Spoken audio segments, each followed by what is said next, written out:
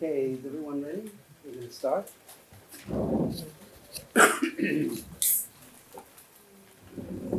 So, welcome to, I think it's the second or third of our forums for this academic year. It gives me special pleasure to introduce Larry Speck. As usual, I have a short resume, but you need to know that Larry's resume is going to come out as a book. So whatever few things I can say here will summarize maybe Larry. For those of you who don't know him, as well as others do, I say that because Larry and I started teaching at the same year. He was 73. 1873, was it? Mm-hmm. I remember it well, Larry. And in fact, Larry was the director of the center, the first director of the center for many years, me being the third.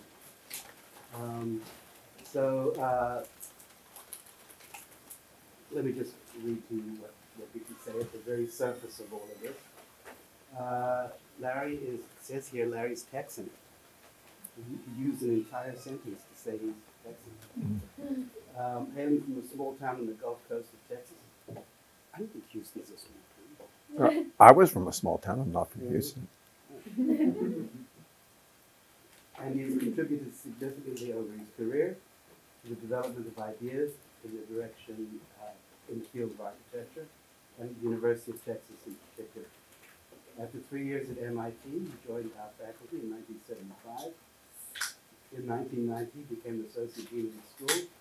In 1992, he became the dean, which a position he held for 9 years. Yeah.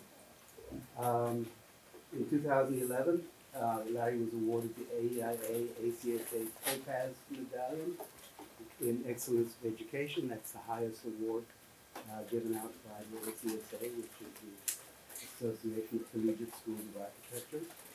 He's also a fellow of the AIA, the American Institute of Architects, and he has served as the chair of the jury selecting other fellows of the AIA. He has also been a design principal at Page Sutherland Page, PSP, now just Page, right? Mm-hmm. For the past 20 years. Larry has many, many buildings to his credit all over town. Probably the one we know best would be the airport, convention center, but many, many other buildings. And today we're going to hear more about probably the more recent structures. So in addition to serving as the dean and a professor and teaching our architecture and society course, as well as seminars in theory, usually about professional development, I think that's true. Theory 1. Theory 1. He's also very much part of the campus master plan, doing its guidelines. He was a lead design architect for UT Bell Medical School. And in the past few years, he's focused work on medical education facilities, including the Sam Houston State College of Osteopathic Medicine and the University of Houston's new medical school.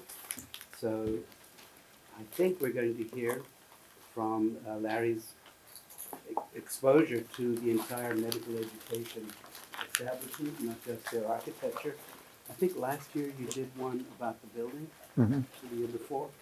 I have a feeling today we're going to hear about how medical education is being revolutionized and what it means for us, or could mean for us. Mm-hmm.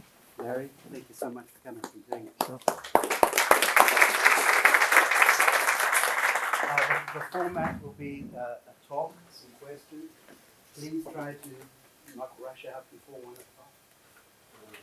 But we'll stop precisely at 1, and you're invited to stick around for more discussion. So Michael described that precisely accurately, that I am not going to talk about architecture per se, but really about architectural education, but architectural education in the context of medical education. So I've had this opportunity over the past 6 or 7 years to work really, really closely with some incredible medical educators. On our own campus here, Sue Cox and that whole group over there are considered absolute icons in medical education. And when the Dell Medical School was founded here, they kind of scoured the whole country and they said, who are the best, most innovative medical educators? And we're going to bring them to start this new medical school. So that's really what we've got over there. And then through them, the building got to be extremely well received. And then we started doing these other medical schools, and all three of the medical schools we've done have been start from scratch. So there was no medical school where they're founding a new medical school. They don't have any baggage. They're just figuring out what is medical education for the 21st century. So it's been really fascinating to work with all of these people at different institutions and to really become a part of that community. I've been to a couple of these AAMC, American Association of Medical Colleges conferences. And oh my God, ACSA conferences are kind of interesting, but have kind of devolved into you present papers and get credit for promotion.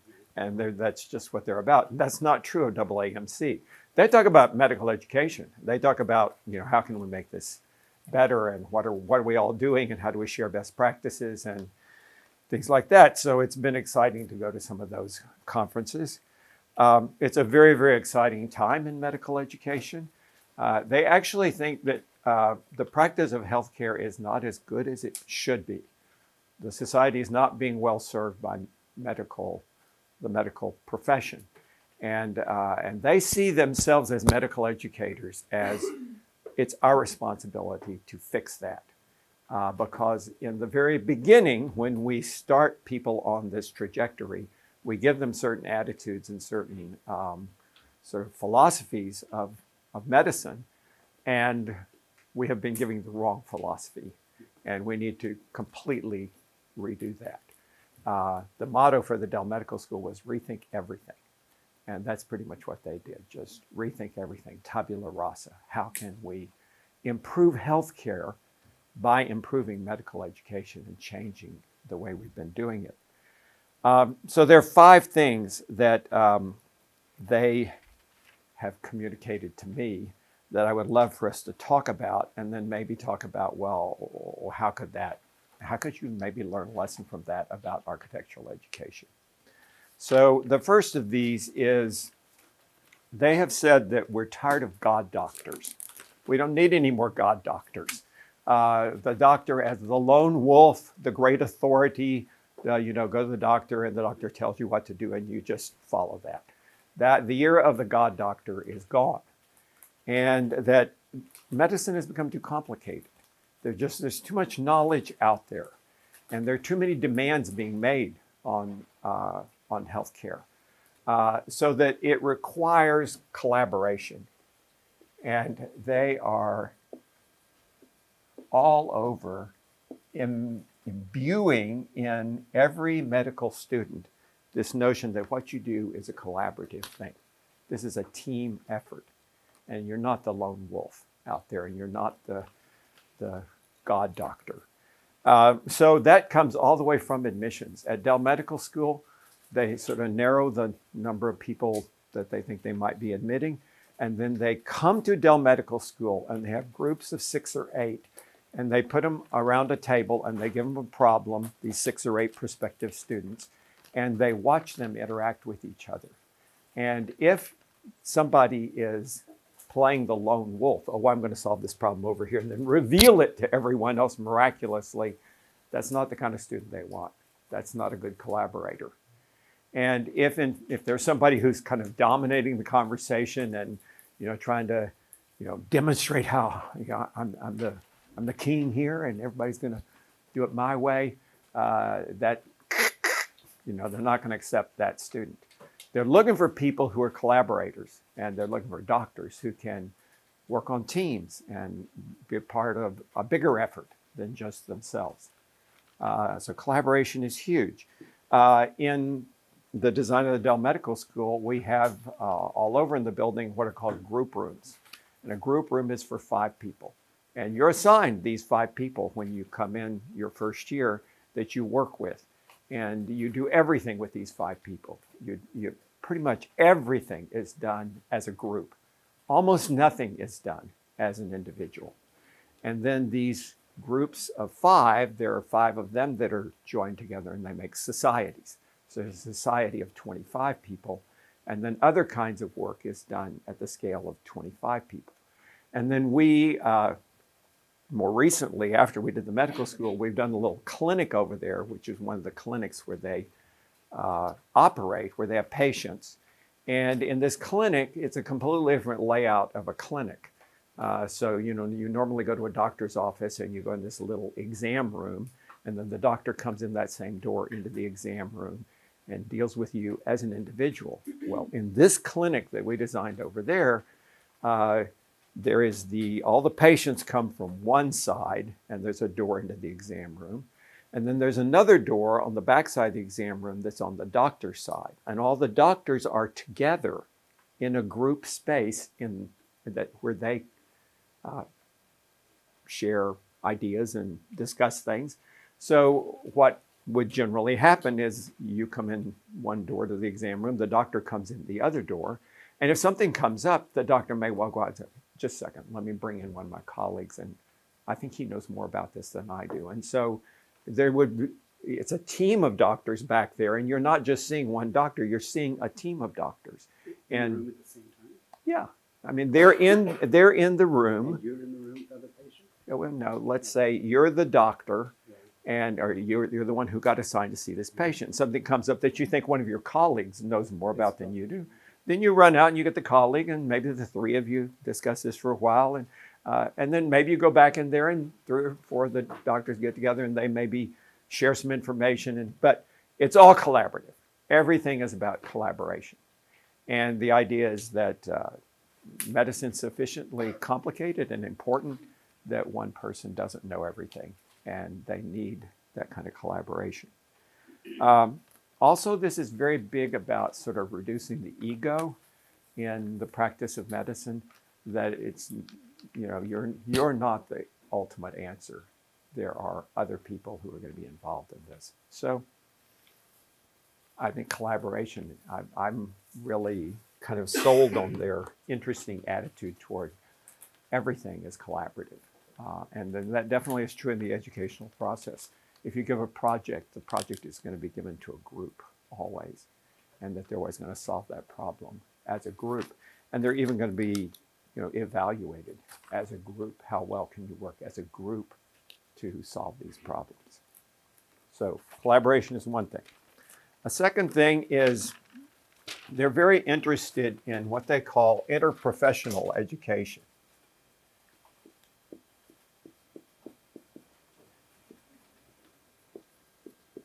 Interprofessional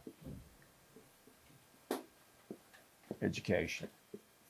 And what they mean by that is traditionally, there was a nursing school and all the nurses are trained over there, and there's a medical school and all the doctors are trained over there, and there's a pharmacy school and all the pharmacists are trained over there, and there's kinesiology and all the physical therapists are trained over there. And honestly, they never saw each other much.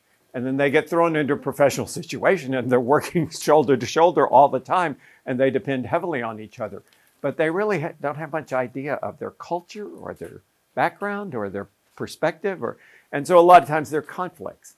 And there's a kind of famous conflict between nurses and doctors, and a kind of tension that exists between them. Well, they're sick of that. We're not doing that anymore. And so they have interprofessional education, which means that you have your classes and you have your seminars and you have your lectures, and everybody's in the same room together. So one of the things we did at Dell Medical School was we actually went in the nursing building and renovated space in the nursing building for what's called a sim lab that would be used by both the nursing students and the medical students. And then we went into the medical school building and we provided space for the nursing curriculum so that they would be in the medical school, and so that physically they're sharing the space, but also they actually are taking some classes together. And then every Friday they have interprofessional day, and they have all kinds of activities that they do with all kinds of other, social work, psychology, kinesiology, biomedical engineering, and they just bring those people into their community and make medical education about understanding the entire industry, not just our little piece of the industry. And boy, they're serious about that. That's a big investment to do that. And some of you may know they even they've got joint appointments with the art department because they're people who are doing medical device design. And Kat Jones, a good friend of mine who teaches in the art department, is now also a faculty member in Dell Medical School. And so, I mean, they're really breaking down those boundaries and dealing with the education of doctors as a part of a larger healthcare profession. And they have social events together so that they try to break down any kind of distinction professionally that way. And it seems to be working really well. I've attended a couple of these Interprofessional Friday events, and they're kind of cool. And yeah, I think the students are really happy about that. So the second thing is this notion of interprofessional education. A third thing is they're very, very big on community outreach.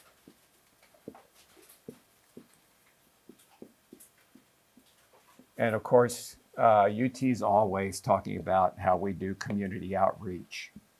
But man, it's nothing like what they do at Dell Medical School and at some of these other medical schools, maybe even more extreme than Dell Medical School.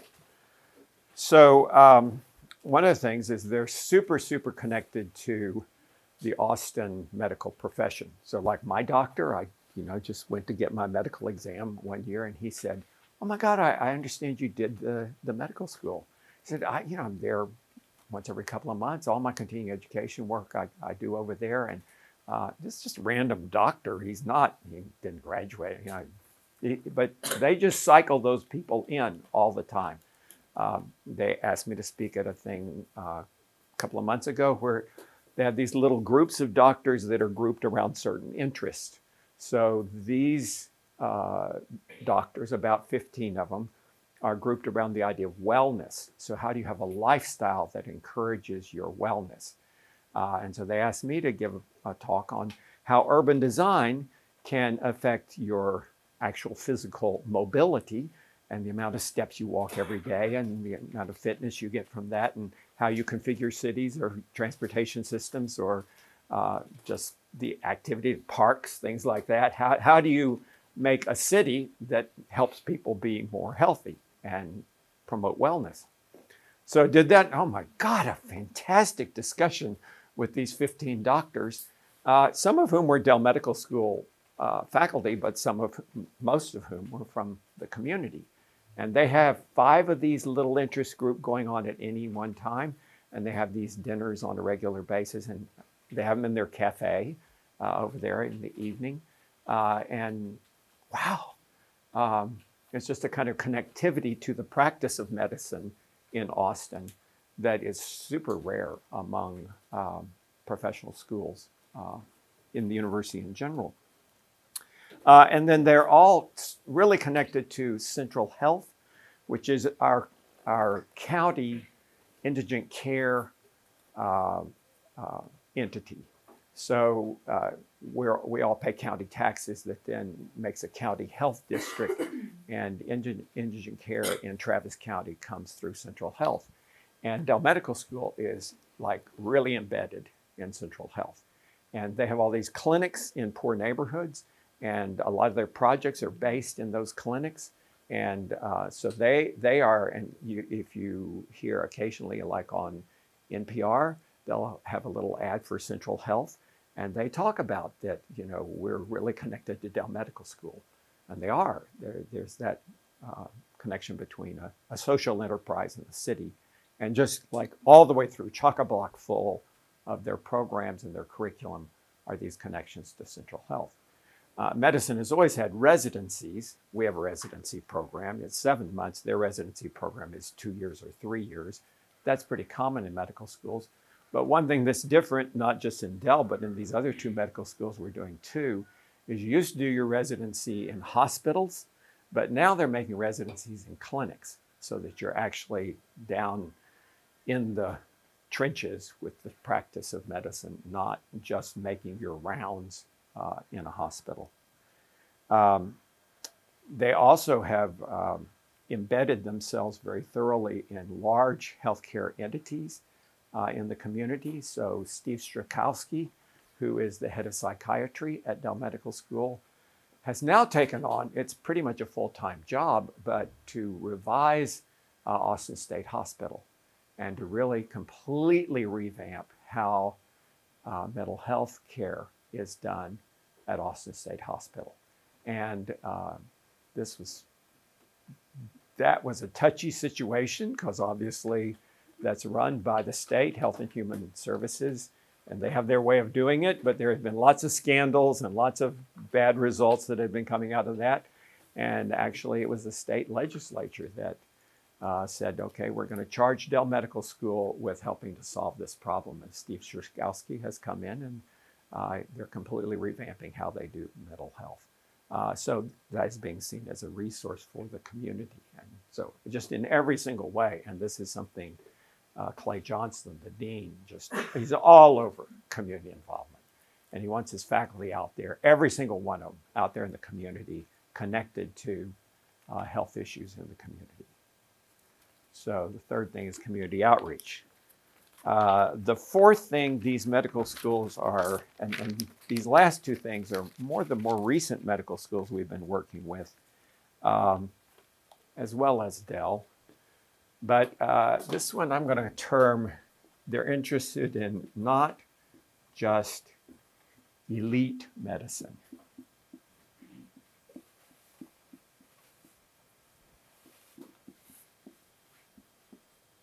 So I think there had been a notion in medical schools, still probably prevalent in a lot of medical schools, where the really cool stuff is some very focused, very esoteric research on some magnificent new drug that's going to use in chemotherapy for some particular strain of cancer.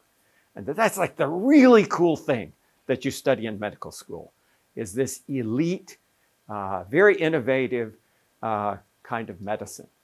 But the truth is, doctors don't really need to know that much. Very, very, very few doctors really are practicing elite medicine. But we were training doctors as if they were all going to be in the Mayo Clinic. And the fact is they're not all going to be in the Mayo Clinic. They're not all going to be working with that kind of expense and that kind of resources. And so they began to say, we're not, and in fact, one of these medical schools we're doing, they're saying, elite medicine, forget it. We are not interested in elite medicine. If you want to do elite medicine, if you want to do Mayo Clinic, go to some other damn medical school. We don't want you here. We're interested in the broad sweep of the public.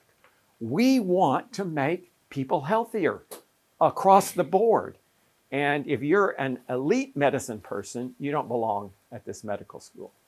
And they want doctors that are very interested in outcomes that will be improved for all people and not just for maybe very, very expensive medicine. So part of what they're doing in that regard is, for instance, in this particular medical school, they're very, very interested in obesity. And how can we counteract obesity? Because it turns out that obesity, then all kinds of things, heart problems, cancer, a zillion things that are tied to obesity. If you could solve the obesity problem, then you probably wouldn't even have to worry about that esoteric chemotherapy drug because there'd just be less cancer.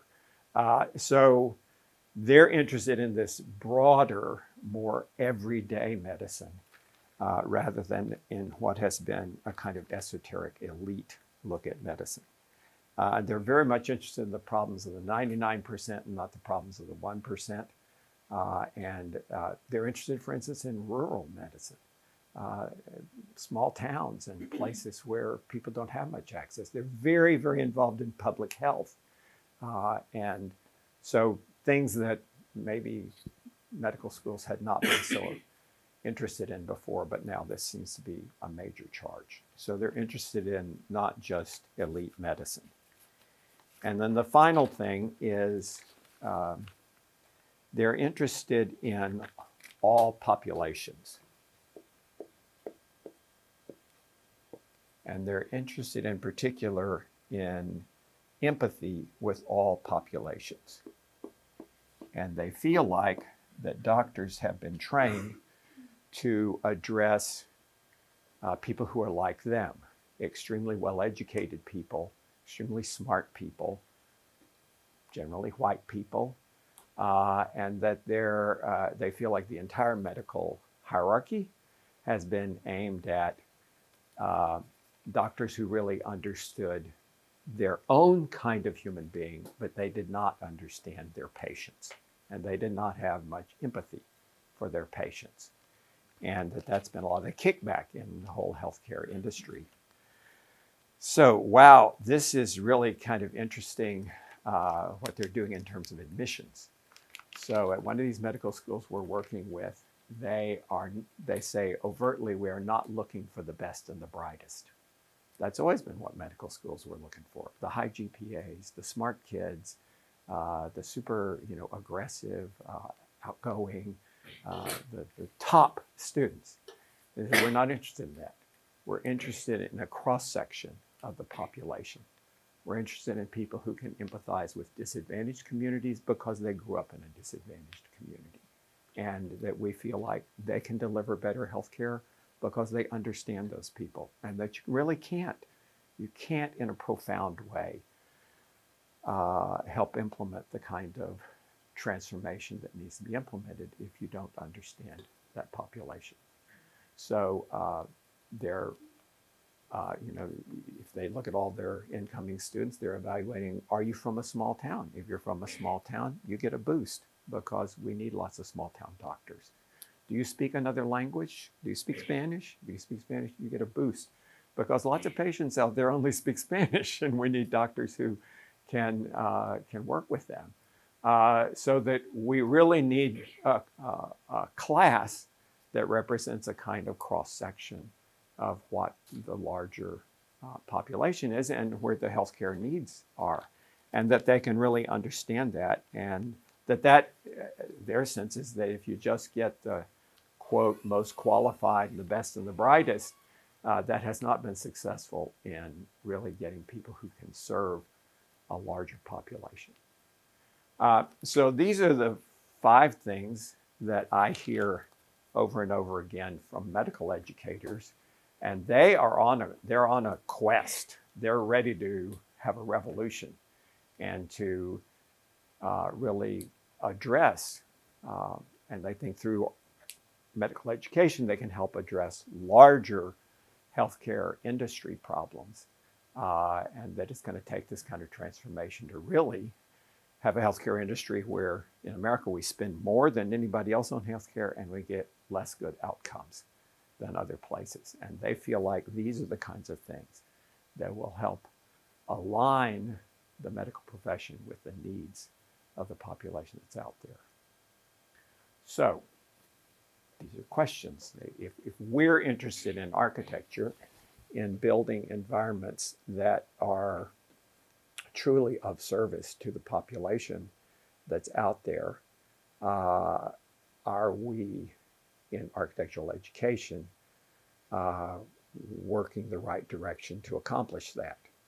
And in particular, in these 5 different areas, are there things we could do that would align ourselves more with really transforming the built environment into something that is richer and better and more of service to the larger community than we do currently? So I'm ready to throw it open for discussion.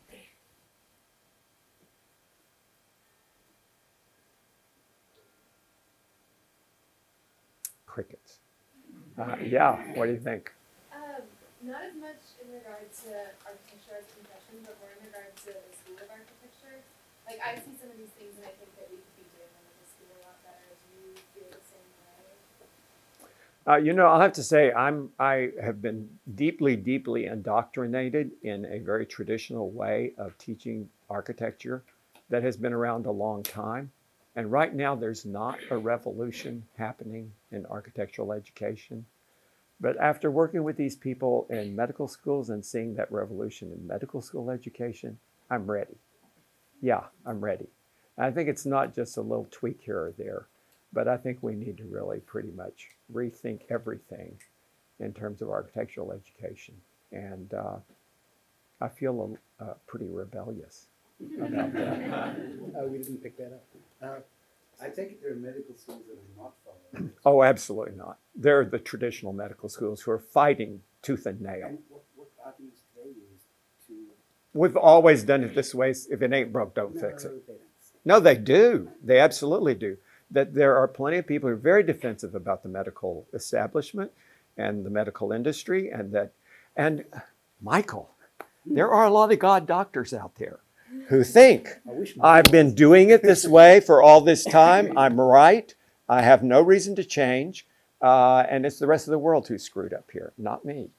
And yeah, I've heard that at those AAMC meetings that there are some people extremely resistant, very resistant to these changes. That's not the arguments they would put forward. It's the arguments you would feel about them. No, They would get up there and say, "Hey, we're God, and we can do this."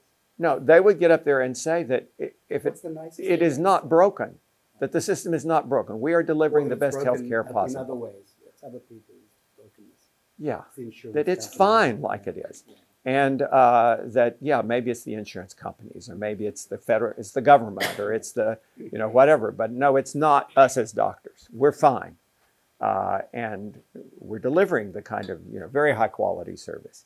And, so I had a problem with my hand recently, and I went to my doctor, and I saw 4 different medical professionals. And finally, the 4th one told me, "You broke your hand." The other 3, it was ligaments and tendons and whatever. Finally, the guy said, "You broke your hand," and he showed me the x-ray, which they had read wrong. I mean, so there are all kinds of just, everybody's got a story. But yeah, there are lots of problems with the medical industry, but there are definitely doctors. Probably if I went to my original doctor, who I went to the very first, he'd have some reason why he didn't do anything wrong. But for 6 weeks, I was like, terrible pain because my stupid hand was broken. It should have been, yeah. I imagine since you get to start with a clean slate, that's very exciting to implement some design programs around like collaboration or collaborative spaces, or perhaps more commuting type integration with the community, not actually being in the space, but still being able to have a community.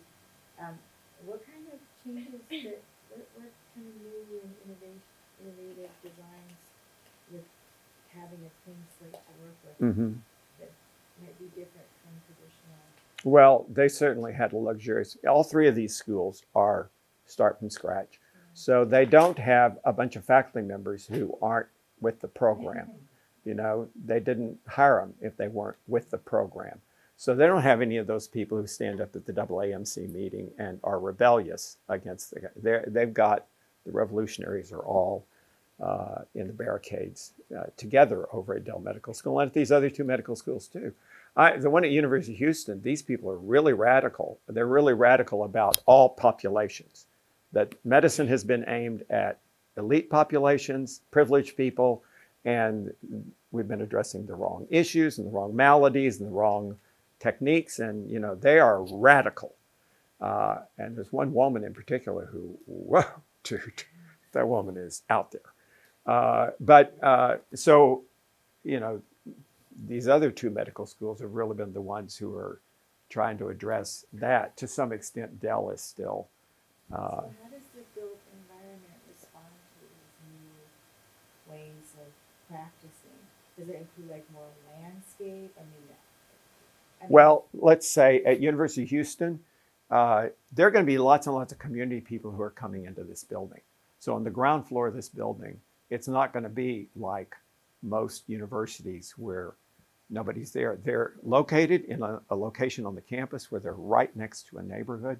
They are very close to the medical center, Texas Medical Center. And there are zillions of clinics and other things around there. So they're really going to be extremely integrated with the neighborhood. And they want the building to have, not high security, not like a Dell Medical School. You walk in, you have to get a pass at the desk. But this one, we've designed the building so that ground floor is there for community meetings and for health education for the community, and that they're bringing everybody into the building. And that's a message to the students as well, that, this is our community. We aren't over here and they're over there. So they're designed things like that in it. Each of them, they're different in each of the medical schools, but one of the things that is pretty common to all of them is this idea of group rooms, that a whole lot of the education, it isn't in a classroom, it's in a group room. And that people are working in small teams, and they're working. It's like architecture schools. They work 24/7 in medical schools, but they're always working in little teams. Yeah. As far as collaboration, where do you see the integration of technology and people in the future of medical education and design? So, for example, with AI and IBM's Watson, how can you integrate that with collaboration between people?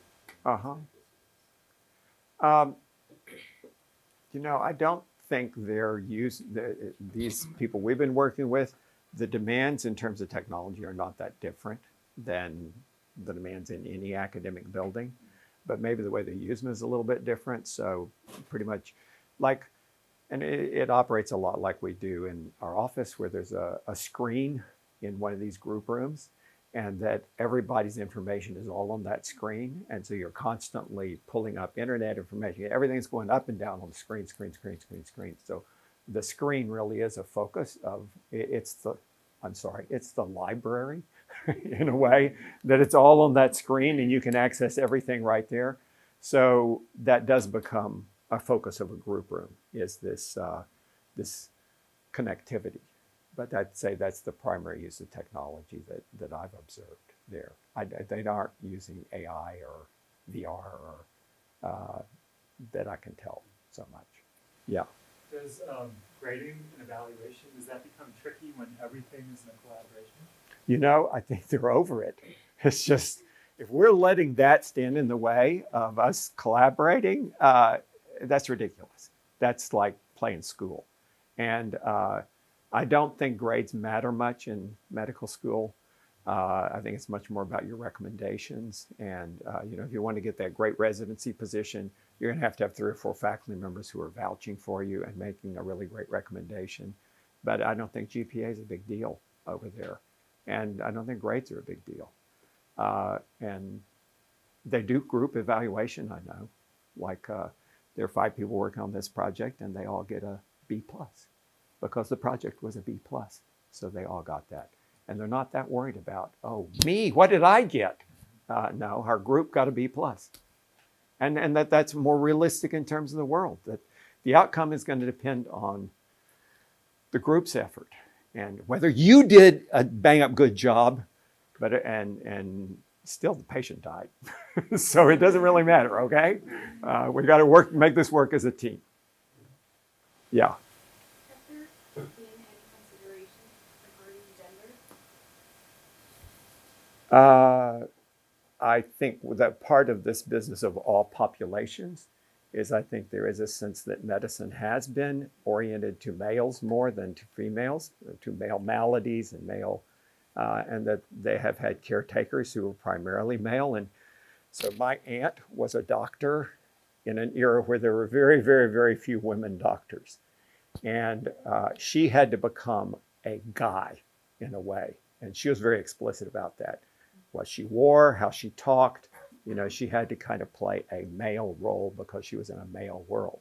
And they're very much in all regards about dealing with the whole population as, no, you're representing, you are able to be who you are as that part of the population, and that we're not having a sort of normative behavior that is based on some smaller piece of the population. So in that way, I would say that they're seeing women as more enfranchised to have what might be considered female traits, and they practice in a slightly different way than somebody else. Yeah, sure, but also gender normativity has been spatialized. So Yeah. I wonder how when the community have combined that. I can't say I know of any specific example of that. What do you mean? Outside of maybe very tiny things like non-gendered bathrooms. So, but I don't know anything else that really has made.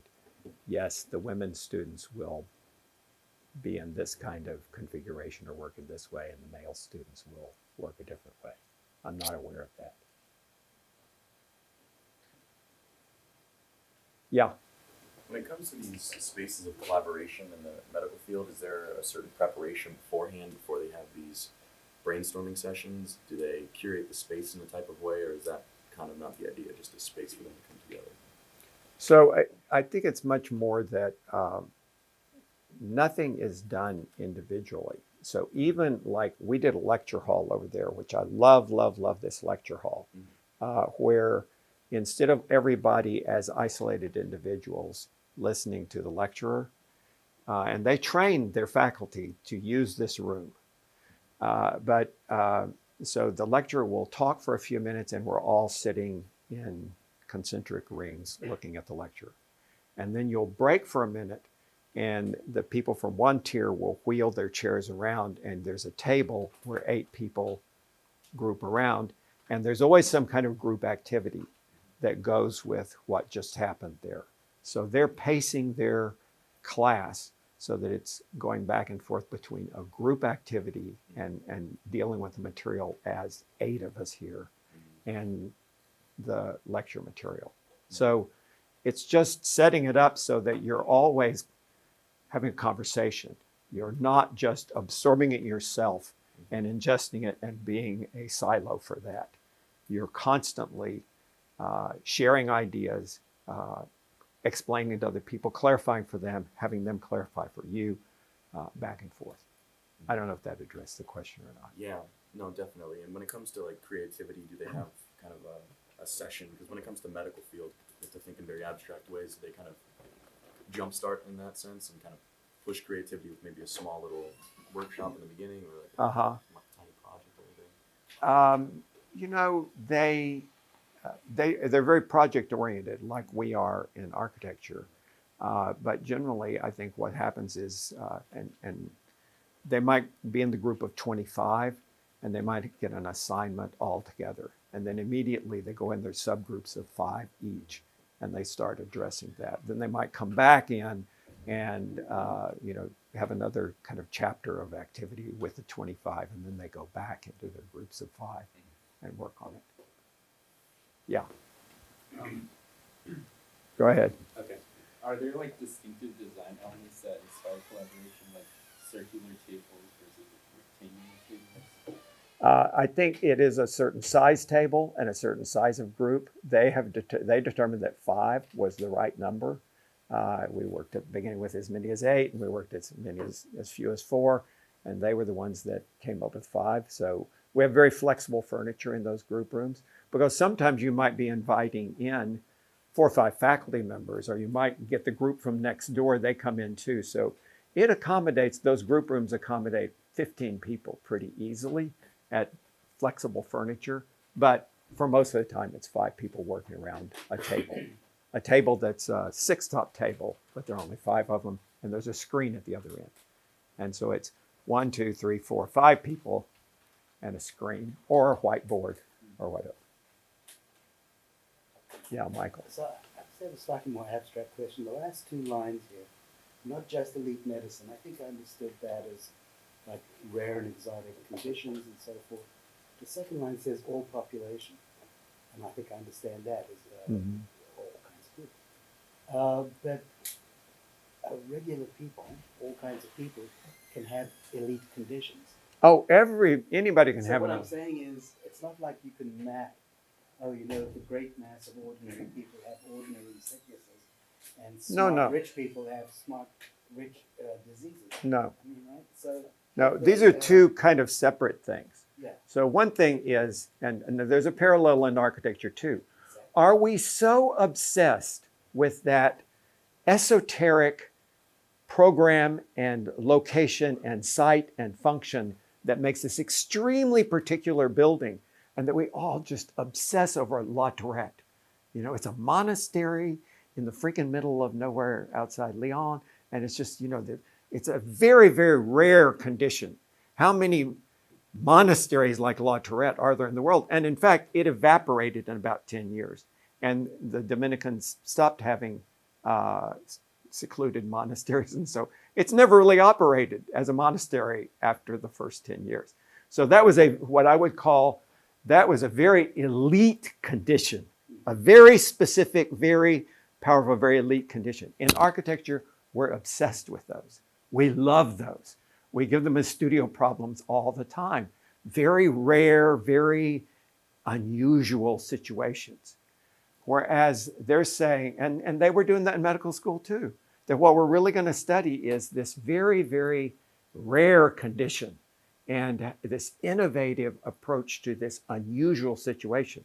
And they're saying, no, we need to be looking at everything, the big picture, Including, every day. including the rare conditions. Yeah, in proportion to how, so yes, once in 100,000 projects, you could give a monastery, but not, you know, 5 out of 10 projects every year being an art museum.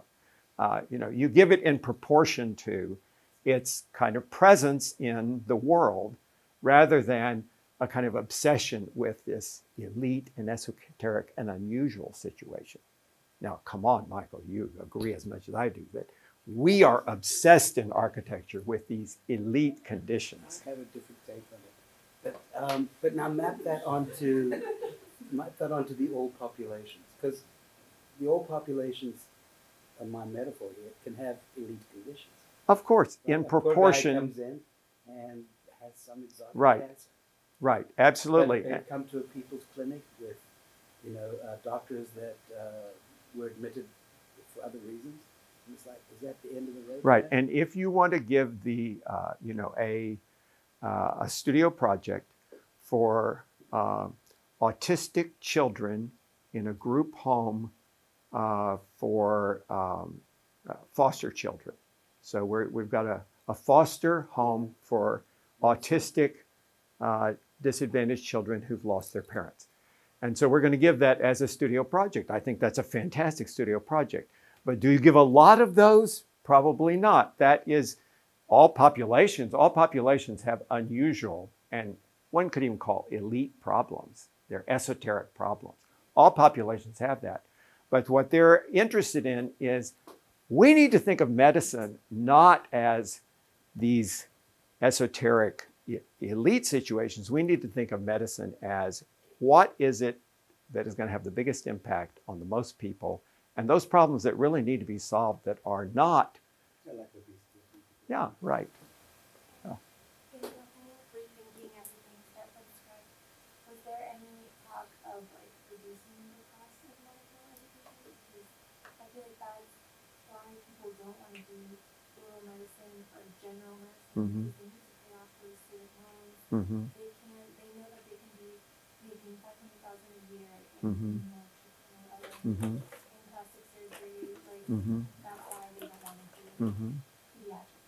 Right. They are very much focused on a less expensive medical education. And yeah, that is part of this.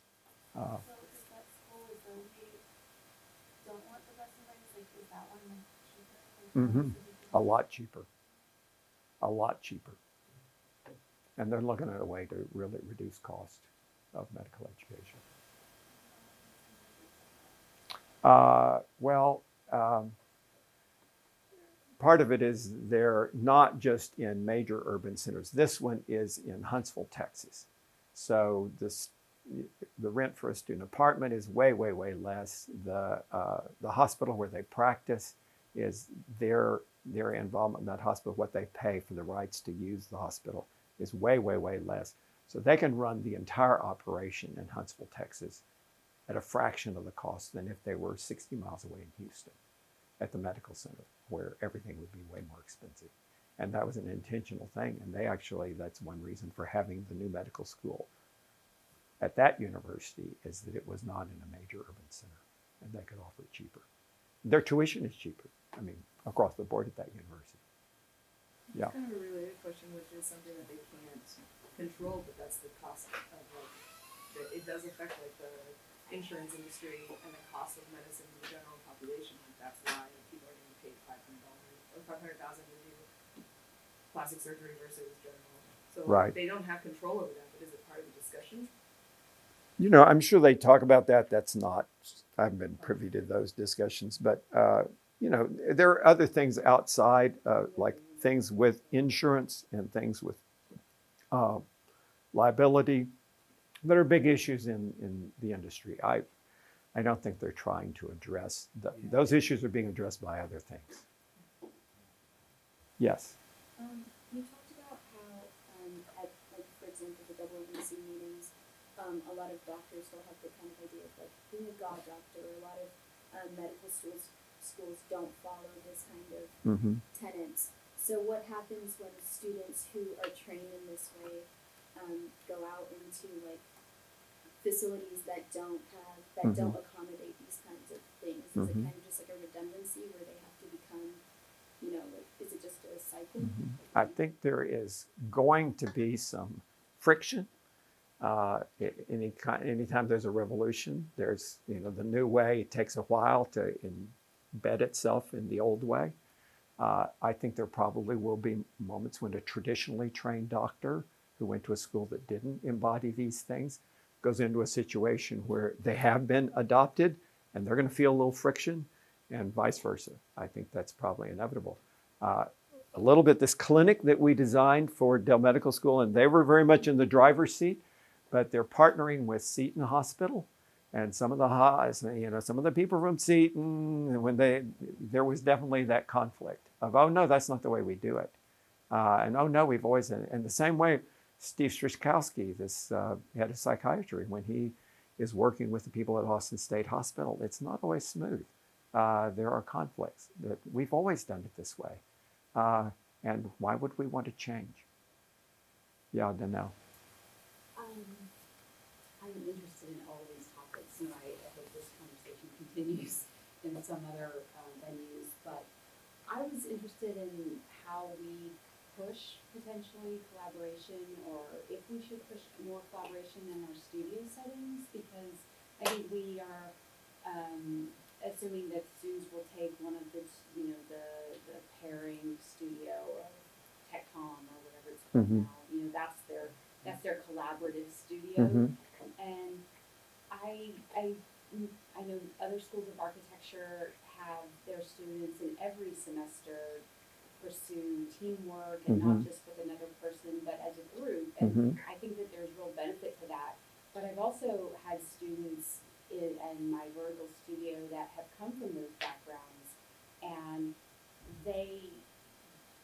for one instance, didn't know where to start in a project. They said, I've always worked in a team project. I've never worked on my own. I've never had an independent voice in this setting. And is there maybe a balance to what we should pursue in our own studio agendas with this? Because I think that we could get maybe, I guess, more holistically trained to work with other people and design with other people and produce something potentially at a much greater degree. But then I also wonder about those moments where you're forced to kind of make your point, make your decision known, make your design voice heard. And that's what I was interested in seeing, that those students, they didn't know where to start. Right. So I think there are two ways to look at this. I don't have any answers on that either. And I'm just interested in exploring these things. I don't know what the right fit is for architecture. But yeah, I think it's entirely possible that one might go through your entire career and never, ever have to just sit there by yourself and do something, that you work in a collaborative environment all the time. Definitely in my office, yeah, you could spend 100% of your time, never ever work on a project by yourself because it's a collaborative environment. I wrote that article for Wilfred Wang for that Japanese publication on the Kimball and called it Architecture as a Team Sport, and was really going back and looking at that's what Kahn's office was. No, nobody was making decisions by themselves. They were all doing it collaboratively. But so maybe that's not a skill we really need to have. And on the other hand, maybe it's a skill we need to have sometimes, but maybe in the process of working collaborative, you can learn how do I exert my point of view? And that's a collaborative skill. Not that you're dominating, but that you're able to make positive input from your own personal perspective. And that's a collaborative skill to learn. Yeah, I almost was asking in terms of like me as an instructor, asking them to think independently, like it's self-critical in what we set up for ourselves here, that we're not more supportive of such team collaboration or forcing them into that, whereas there's an undergraduate training that does nothing but that. So not just that it could flip on us, but also like what we pursue in our studio settings. Yeah, Benjamin. I'm interested in this notion of interprofessionalism, interprofessional education, and I'm wondering if they are looking outside of the boundaries of medicine. And I'm thinking also in terms of what role we could play, and that comes from my experience back at the University of Minnesota, where they started also with a medical school there, and they invited Tom Fisher at the time and other people from the faculty to talk to them, and they at the medical school were really amazed of the skills and the way in which designers tackle problems or see different problems. And they were looking at how designers could have a very important role or impact on their educational curriculum in their curriculum. So I'm wondering if there has been talk about not us following perhaps that scheme, but also being the interprofessional within the university or outside of the boundaries.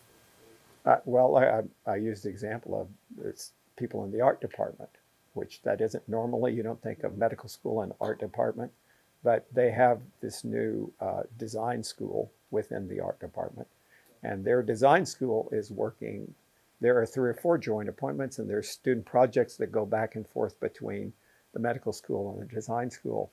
I think they were open in the design school for this collaboration, and it happened, and for the joint appointments. If we were open to that, I think they'd be very open to that kind of thing. But, and at the university level, at the provost level, they're doing all of these interdisciplinary hires. And so the art department and the medical school got in several interdisciplinary hires. We could easily have done that. We could have had architecture school and, design. We do design, and we could have done that, but we didn't. They did, we didn't. So shame on us. Yeah.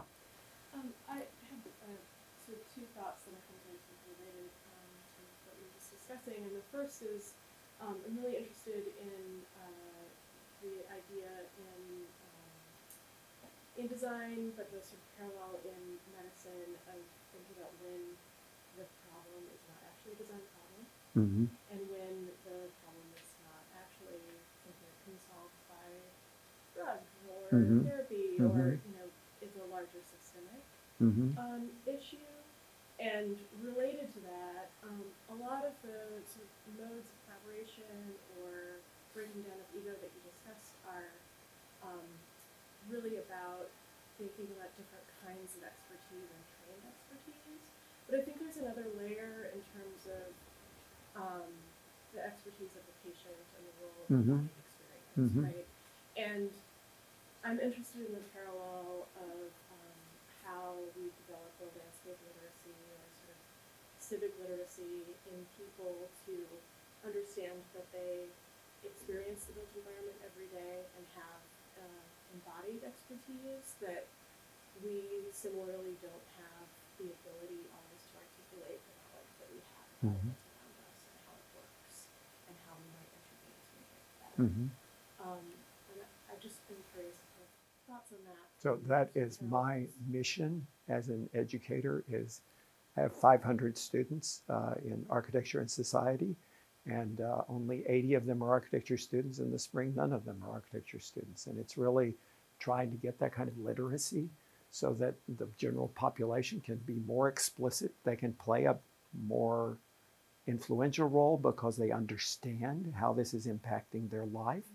And I'm blown away at how much they want to know that, how much they enjoy learning about that, and how quickly they become enfranchised to express their wants and their needs and what works for them and doesn't. But without that kind of a little bit of knowledge, it's much harder. And I think it's the same way they're doing that in medicine too, and that they're trying to educate a larger population so that they can help solve the problem. We need help too. But I think she's right that the average person knows more about how their body works, what hurts, what doesn't hurt, what's comfortable, than they do about the environment. When people, right? People can't read their environment like they can their own somatic condition. I think they've gotten better in medicine. We haven't gotten so much better in that spatial environment. With people leaving, I'm going to say thank you very much, Larry. Sure. And stick around for more.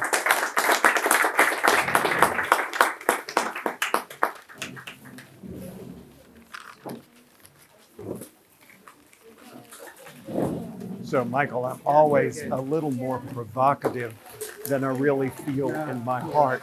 But I'm trying to, get people to think. It's very, very good. I mean, as probably those I do, is that, there's a sense in which this sort of populism, I don't know what to call it. It's sort of, there's a place for elitism, even in the medical system.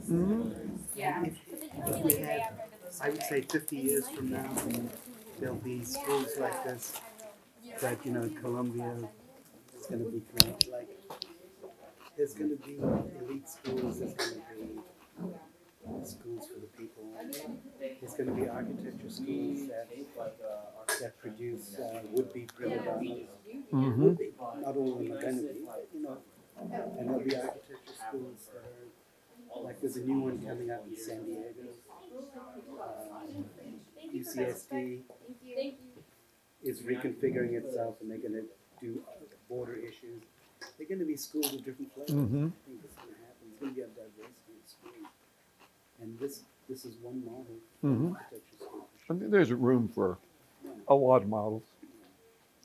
I was just going to say, I think it's an important distinction to make between forced collaboration and a culture of collaboration. And I don't know if it's intended to be so much forced and group of people together, but in my experience here in studio, and I think the school as a whole, it's not, the culture isn't a competitive culture. We are kind of, here for each other, whether that's spoken or unspoken. And Exactly. every time I have a question, being someone without a background and very little experience, someone's always willing to help me. And like that knowledge of someone in studio being able to help me out. You mean a vertical studio? Yeah. Yeah, they're designed to do that. Right. Teacher walks out, even with the teacher there, basically it's everyone's problem. Right. And people help each other out all the time. It's like the room of doctors, before the doctor. Yeah, everyone has their own specialization in my student, like just in that little, confine of what 10 people, I can go to a guy that, is an expert in plaster, and then there's a guy who's a great designer and that kind of thing, but it's not. But you don't want to do a project specific. Right, not necessarily. I can still focus on my thing, and the collaboration isn't necessarily forced, but there is a sense that, you know, I have this network to work off of, which is really encouraging. So I think that's a kind of collaboration where you have a network of advisors or consultants or whatever. But it's another thing where you're really collaborating, where you're finishing each other's sentences and the decisions are being made jointly, not somebody advises you and then you make the decision. Somebody consults with you and you make the decision, but you're always making the decision. But a situation where we're doing this together. And I teach a creative problem solving class and we talk about the difference between teamwork and collaboration. And those are completely different things where you're making the decisions in a certain area and he's making the decisions in another area and he's making decisions in another. That's teamwork. And that works really great, but that is not collaboration where the three of you are together making a decision. And that's another set of skills, I think. I was gonna ask, 'cause I agree that all 5 objectives are great, and I can see how they interwork and come together to develop a really good body of students. So I was gonna ask, out of the 5, what would you say for the School of Architecture that, you know, that we're not, I wouldn't say lacking the most, or where could we use the most improvement out of the 5? I'm not sure I've thought about that enough, DJ, but I think there's a low-hanging fruit here that I don't understand why we don't collaborate more with engineering. We have architectural engineering over there, and there are tons and tons of students. Sometimes there's faculty who talk with each other, but there are tons and tons of students over there who are doing the same thing you're doing, but they're doing a piece of the design problem and you're doing a piece of the design problem, but you've never probably met a single engineering student. So why is that? Because in the practice of architecture, I work with engineers all the time, constantly. And it's just back and forth. And so why aren't we modeling that in school and getting people used to the fact that you don't just imagine how that would be, you consult with somebody. And so the interprofessional education just seems so easy and low-hanging. And I've tried a couple of times, but not very successfully to get, like, we have a third-year studio that used to be a comprehensive studio, and they have a third-year design class that's kind of a comprehensive engineering class. And if we could just get those 2 classes to share problems or something, that would be cool. But it doesn't work. Yeah, so I think you just answered my question. I'm an architectural engineering student, and I was going to ask you, like, I see all these concepts being applied, like, into engineering school and how they could be really useful. So, in your career, working as an architect with engineers, how do you see all these problems, like, being kind of work together as engineers and architects in the real world? So I think also engineers are not trained very well in collaborative skills. You give you a problem set, go finish it, hand it in, give you a grade. But engineers have to work collaboratively all the time, and they don't get trained very well to do that. And sometimes then we start working with them, you think, man, that asshole. But it's just that, they're not trained to collaborate. So I think it could benefit engineering to think about some of these things. It could benefit architecture to think about some of these things. And if you did the interprofessional education, that would really be pretty automatic to just, and to realize that we're part of the same building industry. Very seldom do we talk in architecture about being part of a building industry. We don't even use that word. No, we'd really much rather think of ourselves as completely isolated. Artists. Yes, all by ourselves. Whereas no, you're very much a part of a larger system, and you can't make buildings without that larger system.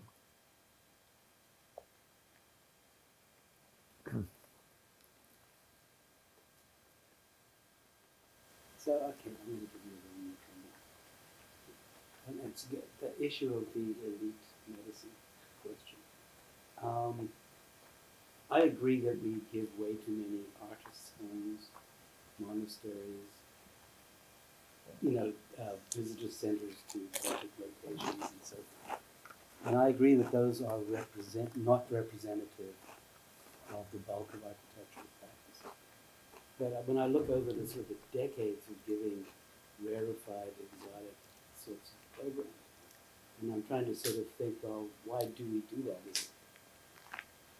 There could be some very poor reasons, like, well, it's the dream of being part of the elite yourself, and one day you'll do this kind of thing.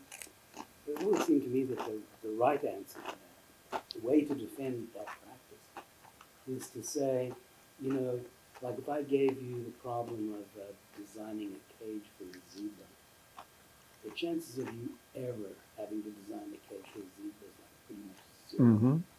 But the process of thinking like a zebra, of sort of empathy for the animal, like where it comes from, what it would need in its world, like that becomes transferable, ideally, into like people. It's not, so what I'm saying, I'm wondering whether sort of fairly exotic problems are not there to sort of highlight everyday things, but just to like dramatize them in the same way that you could learn about life from literature. Literature is not life. Life is slow and boring. Literature is fast and hot and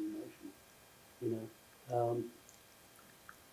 That so educating from poetics into the ordinary has some kind of utility that you can't get if you go the other way around.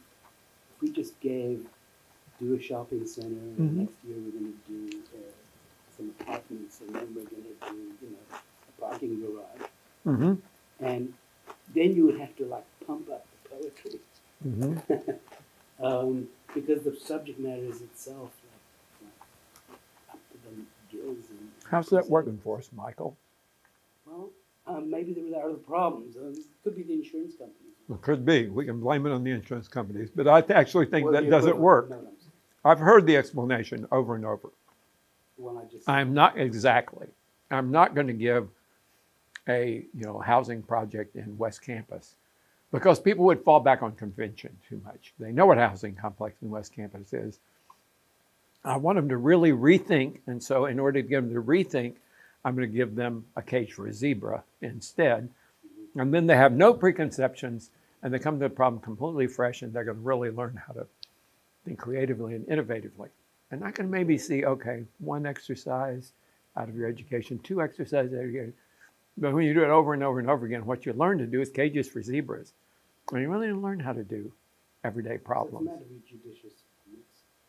Yeah, I'm not against that ever. Mm-hmm. But I think when you rely on that too much, then when people get confronted with a shopping center, they have no idea where to begin. I mean, because the connections have not been made. Right, it's too, because they're constraints. No, wait, I thought it was going to be unconstrained here. I was going to be able to invent everything completely new. No, probably going to have to rely on some conventions. And how do I do that and make something amazing out of it? As a design teacher, it's something I personally face all the time because I do have a strong desire to make exotic and interesting problems. Mm-hmm. And I'm always going like, yeah, but what generalizes? What generalizes that? If we do this, does that help you design that? And I do try to end with a prosaic problem. But I think the first few exercises ending always have such a weird didactic sort of charged up. So I don't know if that applies within the medical thing. In other words, I assume elite medicine is also the medicine of unsolved diseases. Mm-hmm. Well, a whole lot of incurable pain. I think their concern with elite medicine is that if you're always studying the highly esoteric and interesting and challenging and exciting edges of the field, but you never learn anything about the middle of the field, you don't end up very equipped. It's a little bit like the Plan 2 program here at UT. They take these super smart kids and they give them 4 years of absolutely exotic coursework. Every teacher that teaches a Plan 2 class, is motivated to give them the most unusual materials from the edges of the field. And you can come out of 4 years of that with not actually knowing the main stuff.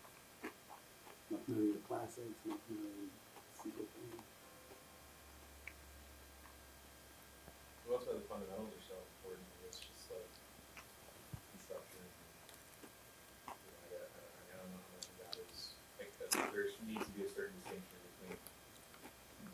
school and medical school in terms of But even where creativity plays a role, because I guess, like, if we are taught to be, practically won't be able to deal with the base set of ailments across the majority of the population, we wouldn't necessarily have to design a thing, right? Like, So actually, I like creative problem solving. This notion of creativity being something that you're just being creative in the abstract. just the. You're producing something new or novel or interesting or unprecedented. That's kind of interesting, but not really for me. I'm interested in creative problem solving. There's a real problem. There's something that's going to make the world better. The world needs this. And you're creative in finding a really, really elegant, beautiful solution to that problem. And I think that's where architecture lives, is in creative problem solving. And if we're only teaching people to be creative in that I can produce something you've never seen before, but they don't know creative problem solving, then I think they just get frustrated in the profession. And I've seen that over and over, Michael. People who came out of here who they knew how to do that esoteric problem and produce something kind of really wacky and great and amazing and reviewed great in the juries. And then they maybe went and worked in my office and they just can't, they can either do stupid and dumb and conventional, or they can do wacky and out here, but they don't know how to do creative problem solving. That here's a real problem. And your gestures are saying that's somehow in the middle. And I think that is something that most of our teachers would agree to. Like Danelle, she's anyone here in Danelle's studio? They have to do a pavilion of some kind, but they has to be made out of round poles. And that, so the kids are all just notching poles and spinning tables and walls.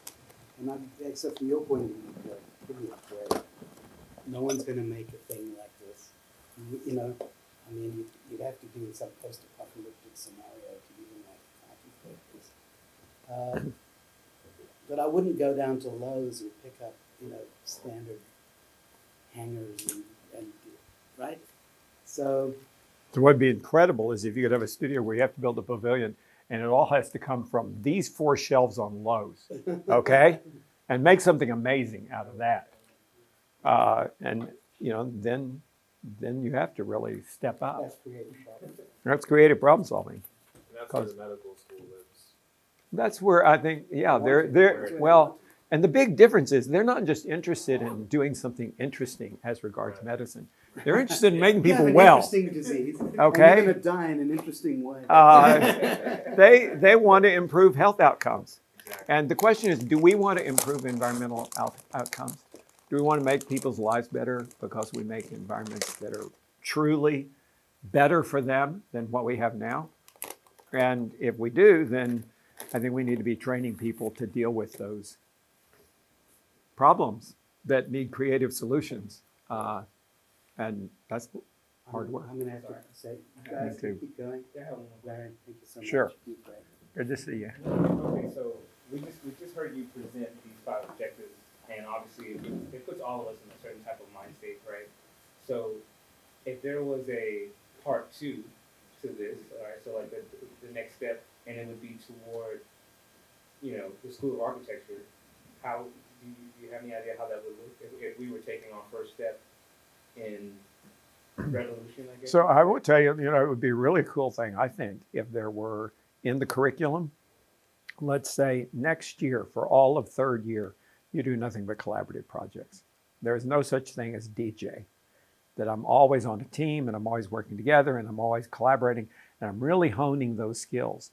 And then maybe when I go into advanced design, half my options are a studio that we're going to be working in groups and we're going to be working on this very serious problem and everybody's going to be working together on. And that it became kind of a normative, like, yes, that's cool. I know how to work in a group. Instead of like, I hate working in a group because, there's always some weak, person in the group. And I don't think I'm getting the credit I should get. And I'm frustrated because I can't do it my way. And well, all of that is because we learn to operate as individuals. And then it's frustrating when we work in another way. But if you work in a collaborative environment, I do not know how to design anymore without other people. It's just, I get such better ideas if I'm in a room with, around a table with a bunch of other people. Oh my God, it's just, ideas come much faster and there are many more of them and the whole environment is just much richer. Why would I ever want to design something by myself? Ugh. But I think so you could build that into, it's not that you have to have everything that way, but you could have enough of it so that people said, sure, I know how to do that. That's fun. And that you also have to teach those skills. You have to teach collaborative skills because people don't walk in knowing how to do that. I think most people think teamwork. They think teamwork and Yeah. collaboration. I was just curious. I came here actually more interested in medicine and wellness. Mm-hmm. I didn't know exactly what this was. Right. You just gave a talk on this. I was curious if there anything particular you would point me to if I was really interested in. So there are places that are really implementing these strategies towards like really building wellness into the projects that they're doing. There actually is a group on the UT campus, and I've spoken to them 2 or 3 times, that is an interdisciplinary group on wellness. And they have a lunch once a month or once every 2 months, and they have speakers, and they're into wellness. And it's some people from Dell Medical School, and it's some people from kinesiology, and it's some people from nutrition, and it's various people. But that's an interesting group. I wish I could tell you the name of it, but I can't. I've spoken a number of times at and they love hearing about urban design and architectural issues as relevant to what they're doing. Yeah, a lot of what you were talking about reminds me of city planning a lot. Which we're really interested in Austin, for example, in the autonomous cars, but we don't care that the bus is really, really poor quality. We don't care that. That's what most people need. Exactly. That is precisely where this attitude of, elite transportation. Oh, we got to get drivers to list cars. Well, we just get a good bus system so we could all get around. Yep. Thank you, Professor.